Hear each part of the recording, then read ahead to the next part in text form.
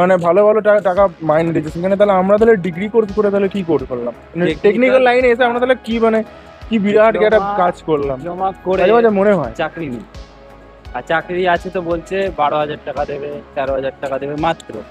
এবার main যখন কথাটা হচ্ছে যে মানে কি আছে এখন কোম্পানিগুলোতে, যে তোমাকে এই বড় বড় কোম্পানি খুলে রেখেছে দেখতে পাচ্ছ, যে তোমাকে, তুমি যদি না কাজ করো তো তোমার বদলে অন্য কাউকে দিয়ে দেবে।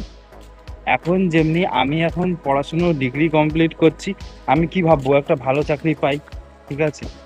আর যারা ভালো ভালো কোম্পানিতে ঢুকছে স্টার্টিংয়ে ফ্রেশারে, ওদেরও বেশি না, ডিগ্রি কমপ্লিট করে ডিপ্লোমা কমপ্লিট করে মোটামুটি স্টার্টিং স্যালারি হচ্ছে ওর 15 থেকে 20।